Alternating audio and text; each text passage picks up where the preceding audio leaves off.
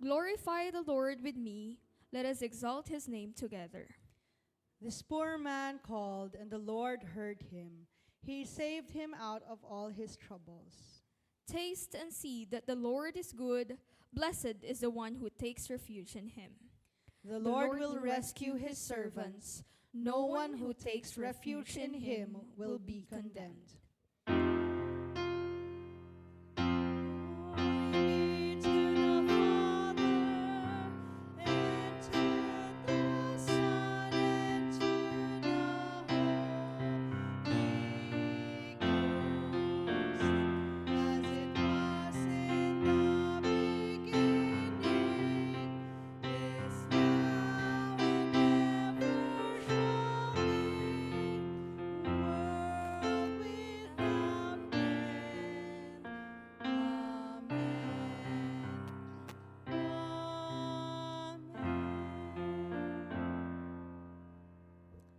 Magandang gabi po sa inyong lahat. Good evening po. Galing, no? Nakakategorize tayo sa iba-ibang kulay. Gandang tignan. Ayan. Muli po isang mapagpalang gabi sa inyong lahat. Ngayon po ay ang ating fourth night ng Simbang Gabi. Sige nga, tignan natin. Sino ang nandito nung first night? First night. Ayan. Second night. Yon. Third night. Yes. Siyempre, ngayon, lahat kayo, di ba? Taas ang kamay. Tayo. Lahat na nakakompleto ng 4 nights. Tayo po, tayo. Tingnan natin yung 4 nights. Marami-rami din. 4 na gabi na. Ayan. Sige po. Meron pa lang tayo natitirang 3 gabi, no, ng Simbang Gabi. Muli po, pinapaalala po natin ang bukas po ay dadalhin na po dito ang mga labi ni Brother Alvin ng 7:30 ng umaga. Kaya naman po magsa-start po yung ating memorial service ng 8 a.m. 8 o'clock at dire-diretso na po yun dadalhin sa sementeryo dito po sa Old Cemetery. At bukas din po, hanggang Sabado, may practice po ang ating mga kabataan. Anong oras po kasi ito? 10 a.m. po ba? 10 a.m. po bukas, at sa Thursday, at sa Friday.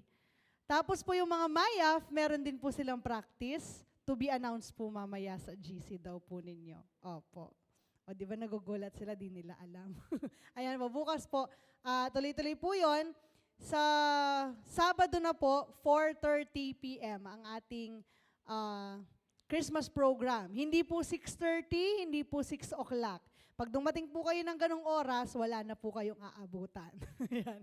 So 4:30 po, at meron po tayong binuksang proyekto nung first night ng Simbang Gabi, nung December 16, pagkatapos po ng pananambahan. Ang kasama po ang mga WSCS at iilan sa mga kabataan, nag-ikot po kami dito sa ating mga kapitbahay at halos dito po sa street na ito at doon sa iilan sa likod doon.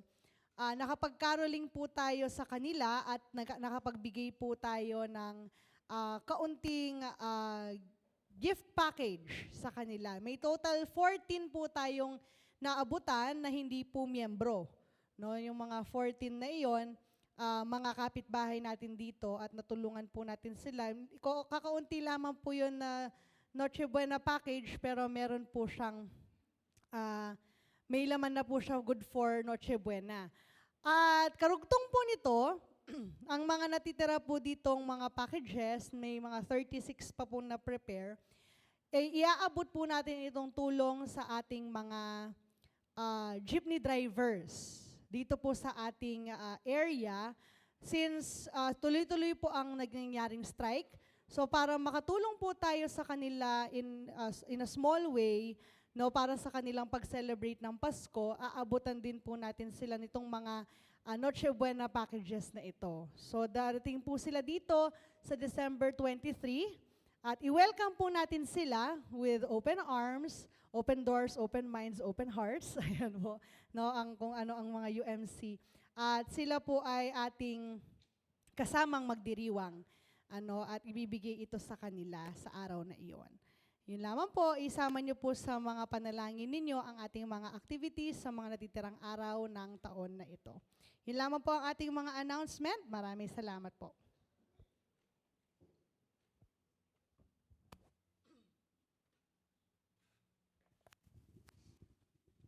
Hello.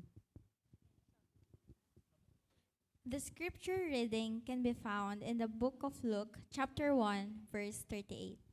I am the Lord's servant, said Mary. May it happen to me as you have said. And the angel left her. The word of God for his people.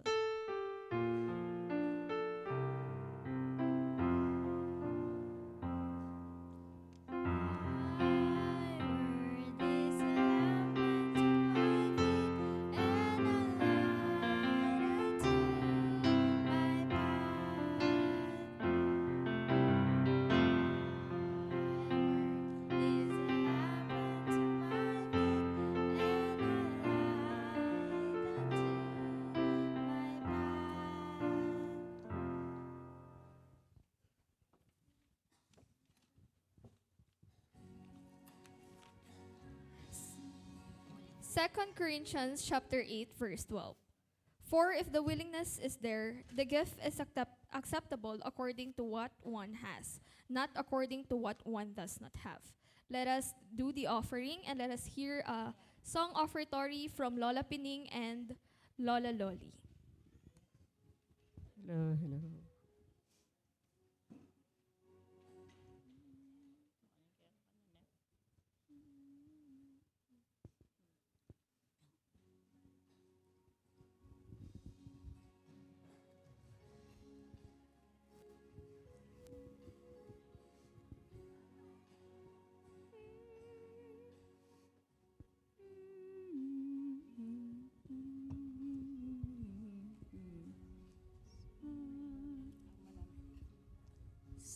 Silent night, holy night, all is calm, all is bright, round yon virgin mother and child, holy infant, so tender and mild, sleep in heavenly peace,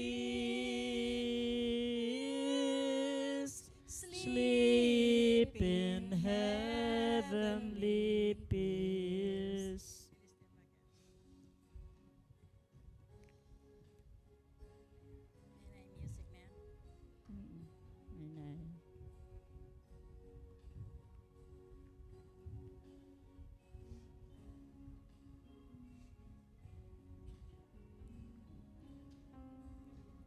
Silent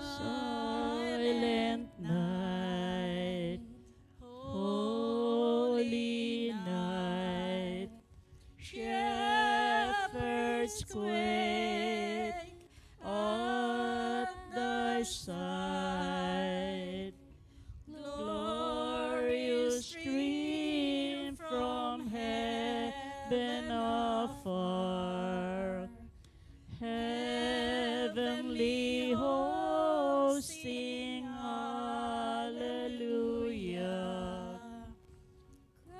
Christ the Savior is born. Christ the Savior is born.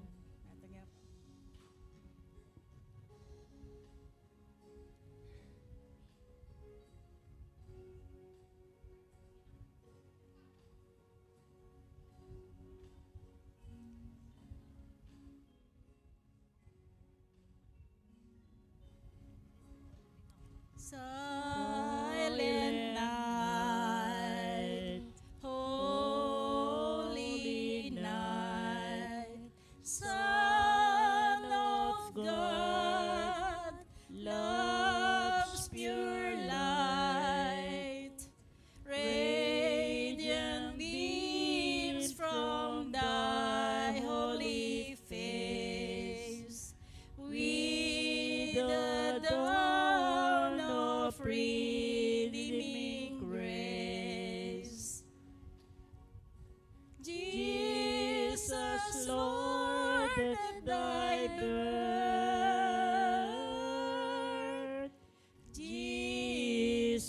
Jesus, Lord, at thy birth.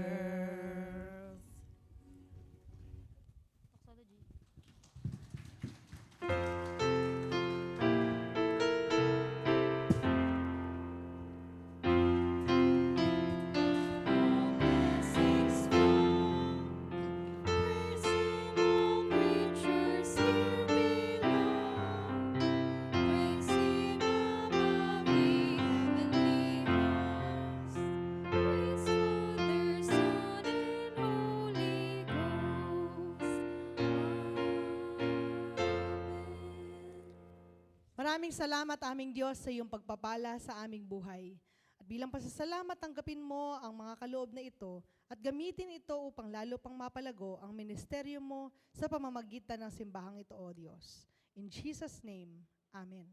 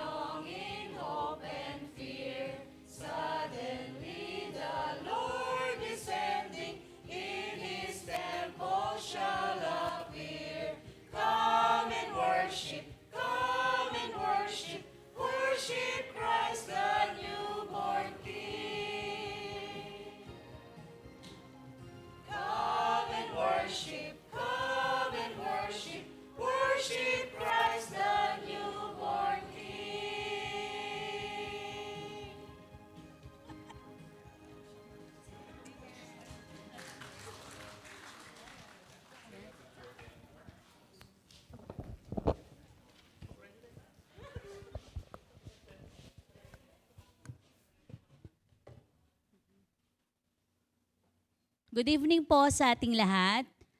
Tonight, it is my privilege to introduce to you our speaker, the messenger of God's word for tonight. She comes from the clan of Quezon family. She called herself a teacherpreneur, meaning she is an ESL teacher, English as a second language, students, Chinese, Japanese, and Korean. She is an entrepreneur, payment center franchise consultant, airline ticketing, remittance, bills, payment, RiceMart, generics pharmacy, food business. And in short, she is a mother of two, namely Princess Sheena Pabalan and Jazer Dale Pabalan. Join me in welcoming our speaker for tonight, Miss Lenny Pabalan.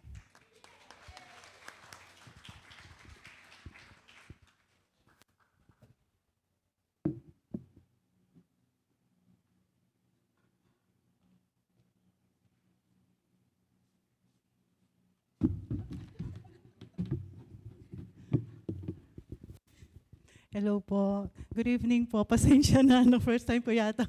Okay. So, yan, thank you so much. Cousin, nasan si Cousin Eileen, no?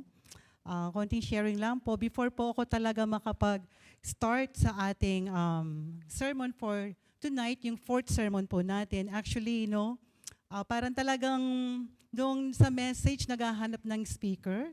Then after that, parang sa akin, alam mo yung aking mga klase po, consecutive classes ako. And then, later on, hindi nag-show up yung student ko. Parang, sabi ko, nag-text na ako kay Cousin Eileen. And I thank you for that. Kasi parang tinawag na talaga ako. Hindi na ako alam mo na, nag-isip talagang, I need to do this. Okay?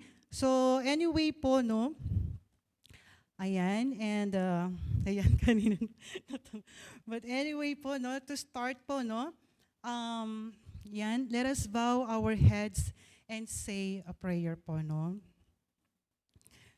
Dear Lord, I want to serve you by the power of the Holy Spirit today. Please help me to look to you for the knowledge and wisdom I need to prepare. Father God, we humbly come before you to ask for your favor and blessings on this fourth sermon today. May you help us, Panginoon, to take your word and apply it to our lives. In Jesus' name, the Father Almighty, we pray. So, ayan po, no? Ako po ay parang sabihin na nating lumang bago kasi naalala ko lang noon, Pastor Angelic Choir, no? Yung give me all in my lamp, keep me burning. So, yun po yung mga naalala ko, no? Ayan, wala silang idea. Ako pala, no? Nabigla yung lahat, no? Ayan. So, anyway po, to start po ng ating sermon, yan. Okay. Ayan. So, yung kagabi po, no? And I'm glad, no? I'm glad po na yung, ang dami pala, Pastor, na nakakompleto na sa para sa ating no, congratulations po. And yun. And so, yung pong sermon kagabi, sabihin ko lang po siya, no, simbang gabi ng pangatlo, the advent of peace, peace, reconciliation, and the Prince of Peace. Ngayon po sa pang-apat na sermon po natin ng singgang gabi, yan. So, the Annunciation Mary's response. So, kumbaga ito yung pagpapahayag ng ating Panginoon, ni Mama Mary, no? Yung kanyang ano ba ang tugon niya dito, no? So, ang Luke chapter 1, verse 38, I am the Lord's servant. May your word to me be fulfilled. So, sa Tagalog po, sa Lucas, kung ating pong bubuksan ang ating Biblia, sumagot si Maria, ako'y alipin ng Panginoon. Mangyari nawa sa akin ang iyong sinabi, at pagkatapos, umalis ang anghel. No, bago ko po na talakayin yung Luke chapter 1, verse 38 para magkaroon tayo ng idea, doon sa Lucas chapter 1, verse 36 po, no, sa Tagalog. Hindi ba't ang kamag-anak mong Elizabeth ay baog? Question po siya, no? Gayon man naglihi siya at Ngayon, ika-anim na buwan ng mga kanyang pagdadalang tao, kahit na siya'y matanda na. At ito pong sagot, sapagkat walang anumang bagay na hindi kayang gawin ng Diyos. So, napaka-clear po doon, no? Walang anumang bagay na hindi kayang nang gawin ng Diyos, no? So, looking back po yun po sa 36 na yun, at to continue ng 38, yun. Kung mapapansin nyo po dun sa 36 na yun is, may tanong, di ba? May tanong po siya na, di ba, magdadalang tao ba? Okay? Nakatulad ni Mama Mary na magdadalang tao na alam naman natin na hindi po siya married, di ba? So dahil sa kanyang paniniwala na walang alinlangan pero meron something na siguro na sabihin natin is may something na nabigla, no? At yung sinabi niya, na ako'y alipin ng Panginoon, mangyari nawa sa akin ang iyong sinabi. No? So doon pa lang po is may mga questions tayo na mga nangyayari sa buhay natin, no? Na hindi natin alam bakit nangyayari siya. Parang gusto natin minsan lahat ng questions may mga sagot lagi. Diba? So doon po na kahit hindi totally maintindihan ni Maria, ni Mama Mary, patuloy pa rin siya na gusto niya na mag-serve sa ating Panginoon. Kanina po no, nakikinig ako sa kanta nila Mama Loli at saka ni Auntie Pining. Naalala ko nung ako'y maliit pa na talagang kumakanta sila. Kaya sabi ko na nagpapatuloy. Kaya ang pagpapatuloy po sa ating panambahan, no? Ako po minsan ay siyempre nagigilty rin po ako, no? Nasabi ko, sayang, ang dami kong na-miss ng mga message na galing sa ating Panginoon, no? Kaya po, napakahalaga po na nandito tayo, no? So doon, kung titignan nyo doon sa question na yun, parang may alinlangan, may tanong, bakit siya magdadalang tao na matanda na siya? No? Pero ang sabi, sapagkat walang anumang bagay na hindi kayang gawin ng Diyos. Di ba? So, sa James chapter 1, verse 2 to 4 po, ito yung pag-test ng ating faith sa Panginoon. Sabi niya, count it all joy, my brothers, when you meet trials of various kind. For you know that the testing of your faith produces steadfastness, and let steadfastness have its full effect, that you may be perfect and complete, lacking in nothing. So para naman po sa Tagalog, ito yung salita ng Diyos sa mga pagsubok. Mga kapatid ko, ituring ninyong buong kagalakan kapag dumaranas kayo ng ibang uri ng pagsubok. So, 'di ba? Minsan naisip natin mga pagsubok na nangyayari sa atin na napakahirap ni overcome, no? Pero po lagi natin, no, binigay sa atin yung mga pangako ng ating Panginoon, no? Dito pa sa nalalaman ninyo na ang pagsubok sa inyong pananampalataya ay nagbubunga ng pagtitiis. So yung mga pagsubok na yun, na nararanasan natin, no, nangyayari siya, yun pala ay pagbubunga ng pagtitiis na lalo tayo magtiis, mag-obey kay God, di ba? So, at sa ika-4, ngunit hayaan ninyong ang pagtitiis ay magkaroon ng kanyang ganap na gawa upang kayo ay maging ganap at buo. Sa gayon kayo ay maging ganap at lubos na walang anumang kakulangan. So doon pa lang po, no, ito yung mga pagsubok. Sino ba sa atin ang walang pagsubok, no? Marami po sa akin nagme-message na usually mga coworkers ko po, mga dating colleagues ko po. Ang dami pong dumaranas ng mga pagsubok na hindi nila alam minsan na ako rin ay may pagsubok rin naman. Hindi nila alam during those times na ako rin ay umiiyak sa ating Panginoon. Maraming questions na hindi ko maintindihan na nangyayari siya. Subalit, no, nung mayroong tao na magtatanong sa'yo na noon, may mga humihingi ng something advice, kailangan we have to pay attention. We have to listen. Kasi hindi mo alam ilang kaluluwa ang pwede natin maisalba na matulungan. No? Kahit tayo meron na tayong dinadala. Di ba? Yung times na yun, umiiyak ako noon. Meron din ako ng mga pagsubok. Pero nung may maraming mga messages na nakikita ko po na sabi ko, na kailangan mas matibay pa ang pananalig ko sa ating Panginoon. So, sa James po, no, consider it pure joy. Itong ating trials po na nararanasan natin. Consider it pure joy. Diba? May trials na tayo.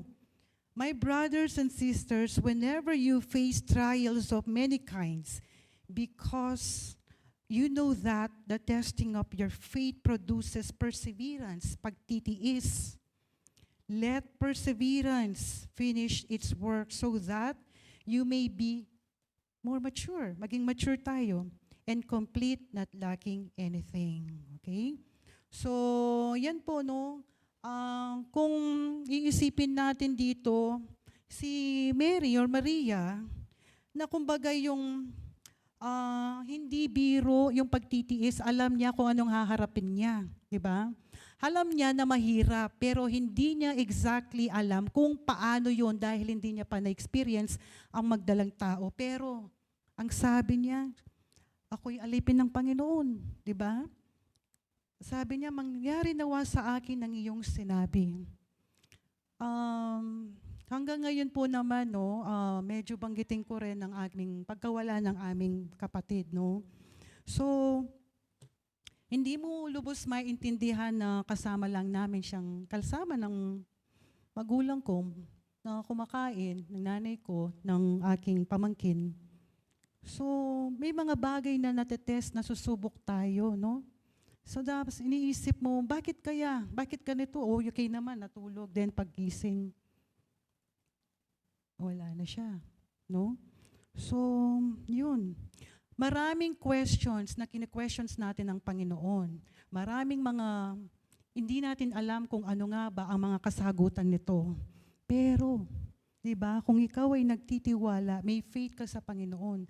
Kaya po, no, ako po na-amaze po ako na lahat po ng tumanda na dito, no, sabi ko, dapat ito yung maging dream ko hanggang pagtanda ko.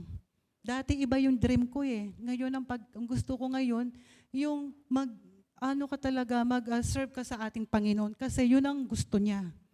Rain or shine, maganda man yung pamumuhay, hindi, maayos, masaya, malungkot, lalapit tayo para sa Kanya. No? So, paano natin magagawa yun?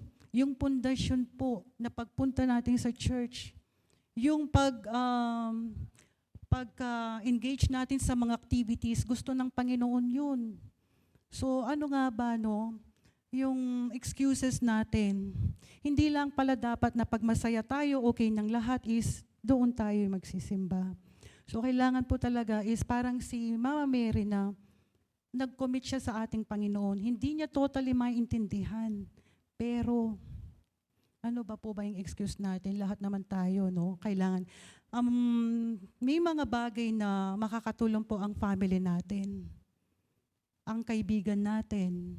Pero at the end of the day, sino ang kausap mo? Sinong makakaunawa sa'yo? Diba? May mga bagay na alam natin yung expect na tutulong sa atin. Minsan, pwedeng hindi. Dahil meron naman siya ding pinagkakabala, no? Meron din siya sa sariling problema.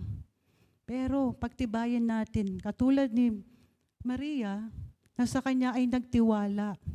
Kahit hindi niya totally naintindihan, at yun, ay gusto niya, no, mag-serve sa ating Panginoon. Kaya yung foundation po, napakahalaga. Kumbaga sa pag-build ng ganitong church, may plano, di ba? May plano. Para hindi siya basta magiba, hindi siya basta mawawala, pero pag matibay yan, Kahit anumang pagsubok niyan, kahit anuman yan ang nararamdaman mo ngayon, kahit ano pa yan, dahil matibay na ang pundasyon mo sa Panginoon. Kahit ano pa, ang mga nasa tabi mo, nagre-reject, maraming pwedeng sabihin nila, ang tagal mo na nagsiserve, ngayon hindi ka pa rin, alam mo na, yung sasabihin nila, hindi ka naman nag-excel or something, no? Pero sa Panginoon po, tandaan po natin na hindi na naman natin kailan explain sa mga tao na kapaligid sa atin minsan kung anong pinagdadaanan natin. Mas nakakaintindi, mas mauunawaan ka ng Panginoon. Diba? Minsan naisip natin na, Panginoon, nagsiserve naman ako sa iyo. Panginoon, hindi naman po ko tumitigil sa panambahan sa iyo pag praise and worship sa mga activities. Pero bakit po pa noon? May times na, bakit? Diba? Pero pag matibay ka na, ang pundasyon mo sa ating Panginoon, kahit ano pang bagyo yan, malakas ka na dapat. Kasi matagal mo nang narinig ang mga salita ng Diyos. Kaya kailangan, pahalagaan po natin ang ating relasyon sa ating Panginoon. Lalo na mga kabataan po, no? Na masaya ako, no? Si Jaser kasi dito na-bless si Jaser dito, no? Ginanong pa si pastor noon. So, ngayon po, no, at ako'y na-amaze lang po sa ating church, no. Yan po, no. So, yung pag-test na yon, na pagsubok, na hindi po ganun kadali, alam ni Maria na ang mayroong pagtitiis, may sacrifices, may sufferings, pero ang sabi niya na, ayun, I am the Lord's servant. May your word to me be fulfilled, ang sabi niya, no. And basahin ko na lang po yung mga, ayun, doon pumapasok po si Mary na yung kanyang pananalig o pananampalataya sa ating Panginoon. Yung willingness niya na mag-serve sa ating Panginoon na kahit gaano kahirap, no? Doon po pumapasok yung faith at saka yung willingness niya. Then, yung desire niya, okay? Desire niya, yung faith, yung pananampalataya po sa kanya. And then, kung paano, nag-decide na ba tayo mag-surrender sa ating Panginoon? At alalahanin natin sa pagsusurrender sa ating Panginoon, dapat may humility. Hindi ka makakapag-surrender sa Panginoon kung puno ka pa ng masyadong, alam mo yun, yung wala kang kababaan ng loob. Gusto ng Panginoon na may kababaan ng loob tayo. Gusto niyang maging halimbawa tayo na katulad ni Mama Mary. No? Yan. So God uses, ayun, yan. And then after that po, trust in God's plan. So kailangan, pagtiwalaan natin po siya sa kanyang mga plano. Pakinggan din natin, may mensahe na sa atin ng Panginoon minsan. Alamin po natin, no? So, basahin ko po tong ating, dito, no? God uses people who desire to do His will. Number 2, God uses people who decide to pay the cost. God uses people who dare to trust His promises. Okay. So, dahil po ang topic natin dito, ang ating scripture ngayon ay para kay ang pagpapahayag ni Mama Mary o ang kanyang tugon sa kanyang mga gustong sabihin. Despite Mary's fear, meron siyang takot, natatakot siya. Yung time na yun, hindi naman niya totally naintindihan. And you know what? She trusted God's word and guidance for her life. Yun lang, magtiwala ka. So, and not only that, nung kasalukuyan siyang may trials, diba? Either po kasi pag may trials tayo, either magko-continue ba tayo or manghihina na yung loob natin na para hindi tayo magsimba, para hindi tayo mag-serve. Pero si Mama Mary, in the midst of Mary's trials, dapat lagi tayong paghandaan natin. Dapat mas matibay, mas matatag ka na dahil marami ka ng beses naging trials na na-overcome. Ngayon pa. So, ibig sabihin, she continued to praise God. Okay? Yun po. Yung suffering and sacrifices po ng ating, na si Mama Mary, ang sa kanya ay naging mas malapit sa Panginoon.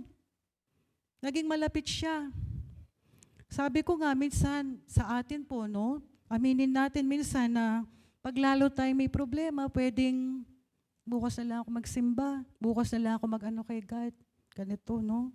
Pero kay Mama Mary, isang magandang halimbawa para sa atin na mas lalo tayong maging close sa Panginoon. Bakit siya meron siyang ganitong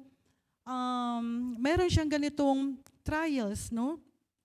Kasi gusto ng Panginoon na mas malalong mapagtibay, no? Yun. So, Mary trusted God in the unknown. Nagtiwala siya, hindi niya alam totally kung ano ba ang magiging buhay niya, ano yung magiging basta nasabihan siya ng Gabriel Angel na siya ay magdadalang tao, di ba? Pero, yung pagtitiwala niya sa Panginoon, wala na siyang madaming questions. Marahil tayo, maraming questions sa Panginoon. Lord, bakit ako? Lord, bakit ganito? Lord, bakit ganito? Di ba? Pero, dahil si Maria, na nagtiwala siya kahit hindi niya totally na alam. Then, Mary surrendered to God's will. At wag natin pong kakalimutan talaga is dapat isuko natin sa Kanya. Isuko natin sa Kanya ang kalito. Okay? And, yan po. Ano ba yung strength ni Mary? Kay Mother of Jesus, Mary's love for God gave her the strength to surrender to God.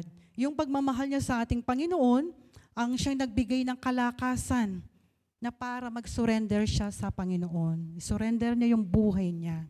Okay? And obedience. How can you compare? Paano ba yung obedience natin katulad ni Mary? No? We learn how we are called to glorify with our lives by being His obedient. Tayo po ba ay masunurin?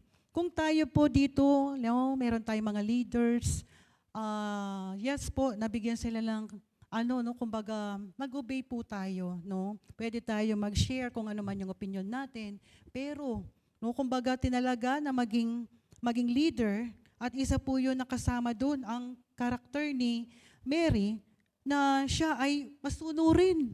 Masunurin po ba tayo? So, we learn that such submissiveness can come easily. Mas madali siya when we truly love and trust Him like Mary did. Okay? Yan, yung iba po siguro, paano na lang, pahapyaw na lang iba, baka mapapahaba siya, no?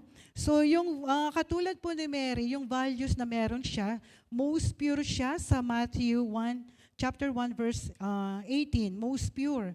Ibig sabihin, yung purity niya, the state of being free from sin, oneness of heart, and mind in seeking God. So, hinahanap niya talaga, kumbaga uhaw siya sa mga salita ng ating Panginoon. Okay? So, most prudent siya. Okay? And of course, most humble po siya. Okay, so sa prudent po, of course, na yun, masino, tapos na-humble siya, faithful siya, devout siya, madasalin, di ba? Madasalin siya, obedient, tapos most patient. Lahat po yan ay meron siyang verses kung ano ang karakter niya, kung ano ang personality niya. Okay, so ayun po, no, at tayo ay almost done na. Ito po, no, ang gusto ng Panginoon ay maging handa tayo, katulad na nangyayari ngayon sa akin.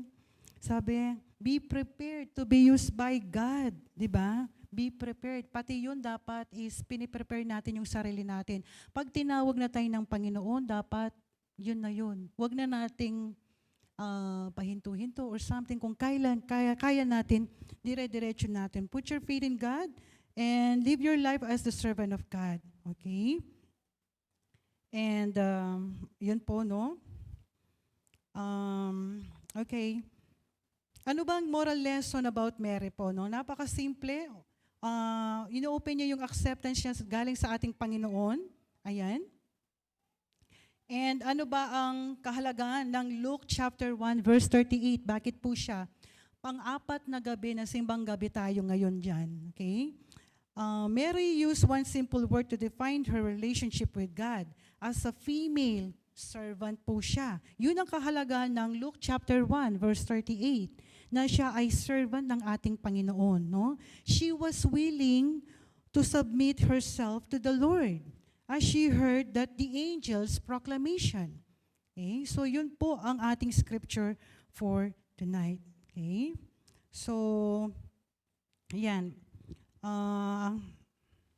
So lastly, what was the sermon in Luke chapter 1:38? The Lord Jesus gave His life. Ano ba ang sermon na binigay sa atin, na lalo na yung scripture natin sa Luke chapter 1 verse 38?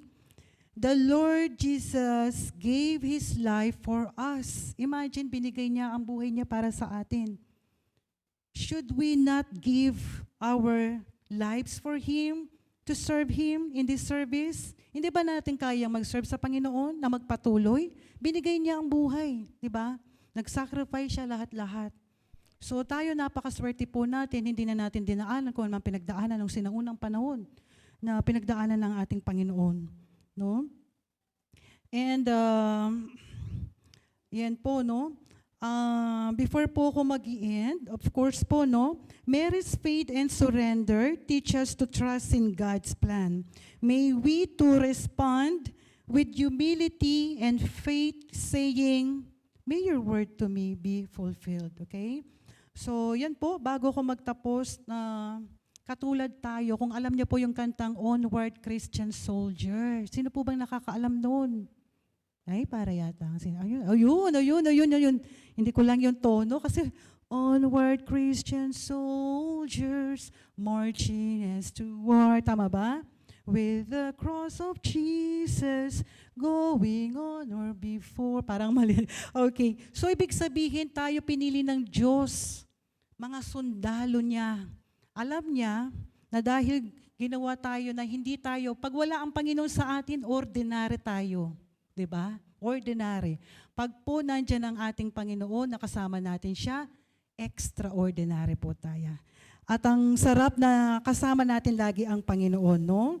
Ayan. So, I guess, yun na lang po sa ating na-share ko. Ayan. Ayan. So, yun na lang po, no? So, patnubayan po tayo ng poong may kapal sa kanyang mga salita. And good evening po. Thank you.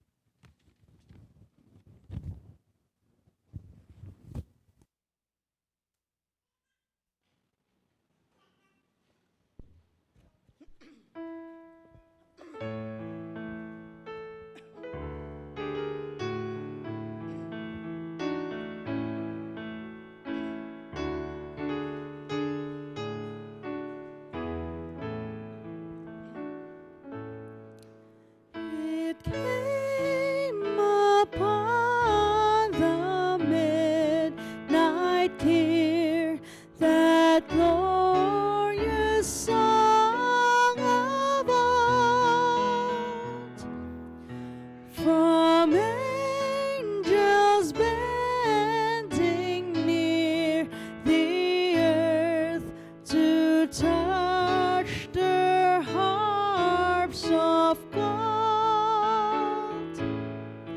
Peace on the earth, goodwill to men, from heaven's all gracious King. The world in solemn stillness lay to hear the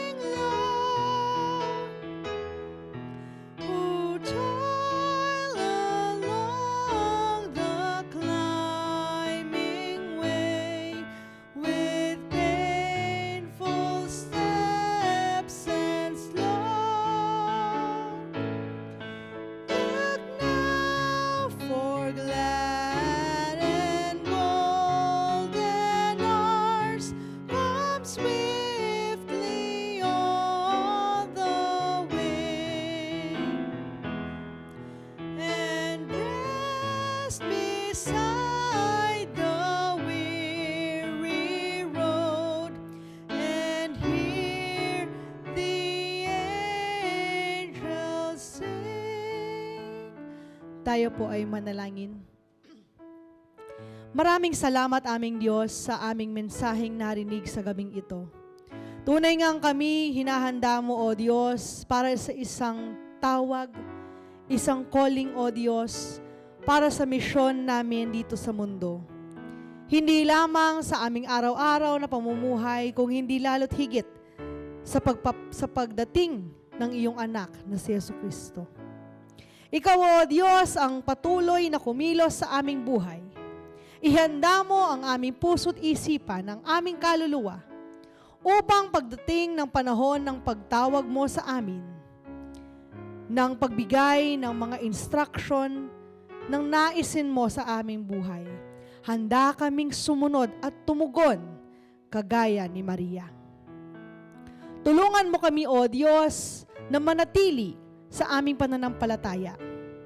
Help us, Lord God, to be in touch with our relationship with you. So that every day in our life, Lord God, Ikaw ang aming kasama, Ikaw ang aming kapiling, at Ikaw, O Diyos, ang siyang nangunguna sa amin. Lord God, we tend to stray away from your commands. We tend to be disobedient. But Lord, right now, we ask for your Holy Spirit to cover us. Bigyan kami ng obedient heart. Bigyan kami ng matalas na pag-iisip at pandinig sa iyong mga instructions.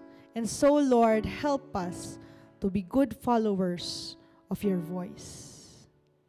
Panginoon, sa aming paghahanda sa nalalapit na Pasko, Ikaw nawa, O Diyos, ang aming makapiling. Ikaw nawa ang aming pakinggan, at ang mensahe mo ang mamutawi sa aming mga bibig. Lord, thank you for the messenger that you have sent tonight. Bless her and her family, at patuloy kang kumilos sa kanyang buhay, patuloy siyang gamitin para sa iyong ministeryo. Ikaw, O Diyos, ang manguna sa kanya at sa kanyang buong pamilya.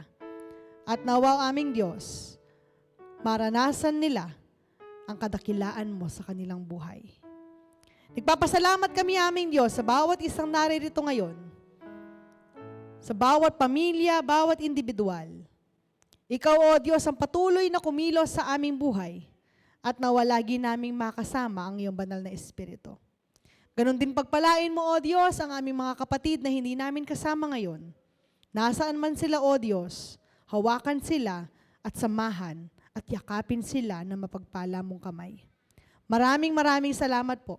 Itinataas po namin ang iyong banal na pangalan. In Jesus' name, Amen. Let us open our hands in a gesture of receiving. May the God who has given Jesus, His Son, to save us, and the Holy Spirit in fellowship with us, open our hearts and minds in obedience to His word and will. Amen.